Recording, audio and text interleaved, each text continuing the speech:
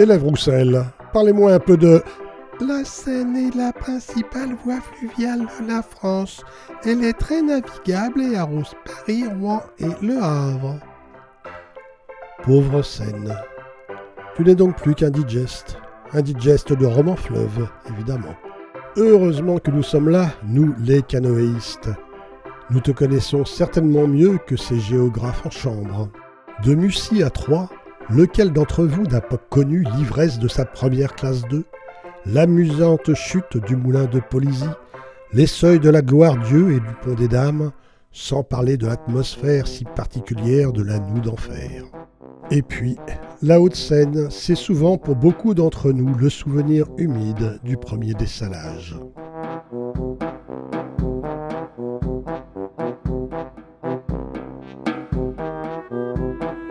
Les vêtements qui sèchent aux flammes capricieuses d'un feu de branche plus ou moins verte, les chaussures détrempées que l'on oublie trop près de la flamme et que l'on retrouve en piteux état, autant de souvenirs de nos premières armes de croisiéristes.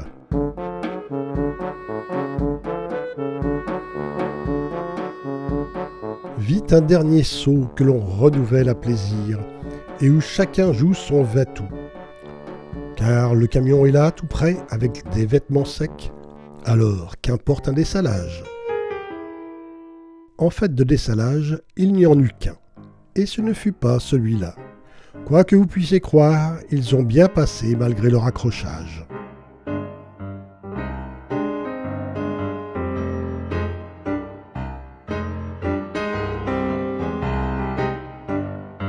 Et voilà le dernier saut. Michel tire son bateau, un large sourire de satisfaction et de fierté aussi. On termine en beauté. Les bateaux à la rive, chacun entame l'inévitable discussion qui recommencera à la fin de chaque croisière. Ton écart, c'est une caresse, tu tiens ta pagaie comme une cuillère à café. Ou bien, ça pèle mal à l'avant, c'est toujours moi qui me tape tout le boulot. Ou encore, un saut, c'est un coup de peau, tu passes ou tu passes pas. Qui l'aurait cru. Ainsi moi, par exemple, etc., etc. Pendant ce temps, les éternels bricoleurs tirent des plans sur la comète pour rajouter de nouvelles quilles d'échouage, toujours insuffisantes, tandis que les dessalés, moins loquaces, se refont une beauté. En attendant ces belles rivières rocheuses où c'est du vrai sport, adieu charmante Haute-Seine, ou plutôt à bientôt, à Paris. Le plus serein des deux n'est pas celui qu'on pense.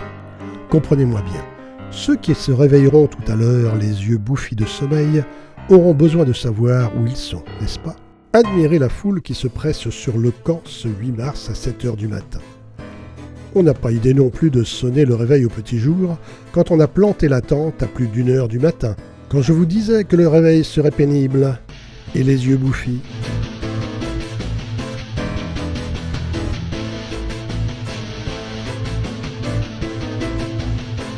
Notre déjeuner est interrompu par une visite vraiment inattendue.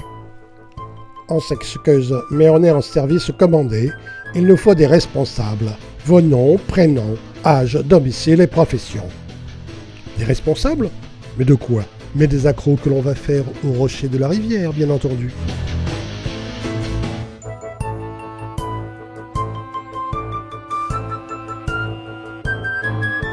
Maintenant que nous avons nos fiches de police, nous pouvons partir rassurés. Merci Saint-Christophe en uniforme.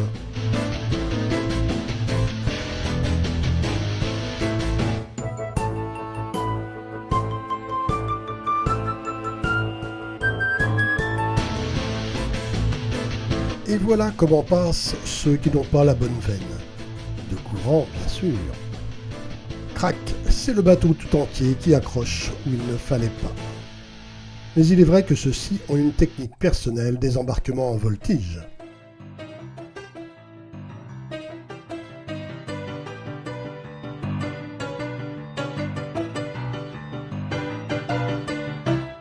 Allons, nous avons bien mérité un casse-croûte. On a beau dire, une classe 2, ça creuse autant que du 5. D'ailleurs, même les classes 2 ont parfois leurs infranchissables. Ça fait tout de suite plus sérieux. Devant un truc pareil, un seul remède, le portage. Portage signifie glisser, pousser, tirer, basculer, suer, hananer, pester, ronchonner, bref, tout sauf porter. Du même coup, qui dit portage dit fatigue. Qui dit fatigue dit repos, qui dit repos dit camper. Mais qui dit camper ne signifie pas spécialement chaleur. Pour certains, une nuit à -10, ça vous donne des pontages aussi raides que du bois.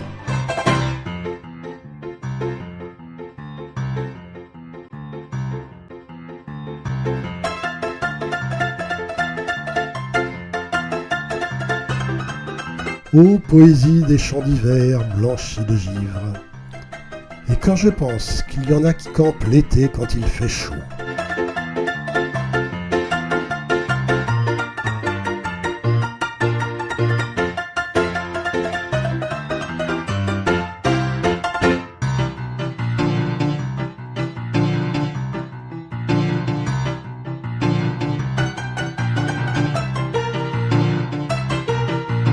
Mais un rapide, si anodin soit-il, réchauffe toujours plus ou moins, même quand on y rentre refroidi.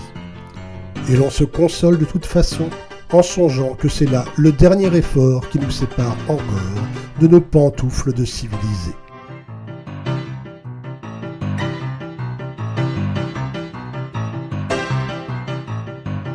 On nous avait dit « venez ». Nous descendons le cousin. Mais on avait oublié d'ajouter « la direction se réserve le droit de changer le programme ».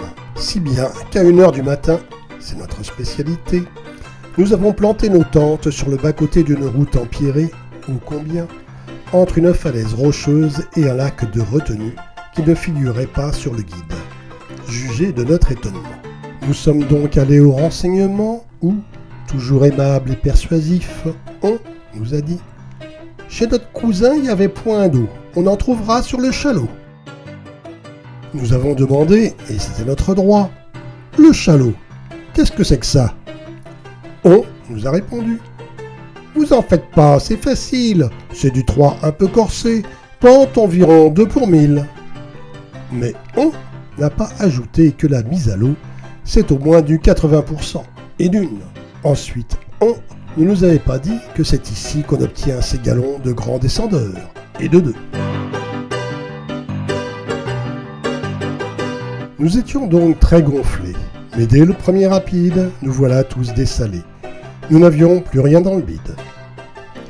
Je suis pas venu pour dessaler, et je vais la quille en l'air. Tout ça ne serait pas arrivé sans ce chalot de commissaire.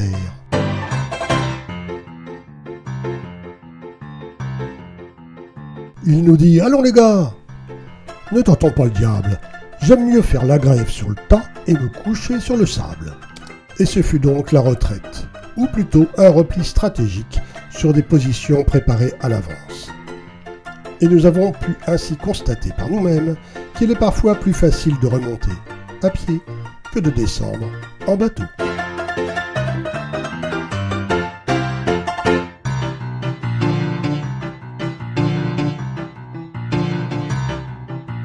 Et puis le camp aussi a ses agréments et ses joies. C'est surtout moins fatigant. Ça sent presque les vacances. Bien que cet étalage de tentes rappelle plutôt le cirque.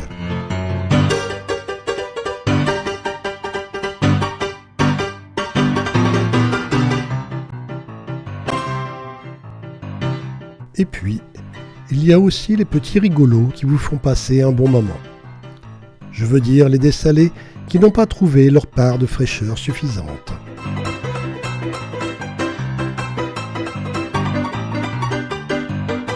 Allez voir, il semblerait qu'un seul des coéquipiers soit de cet avis.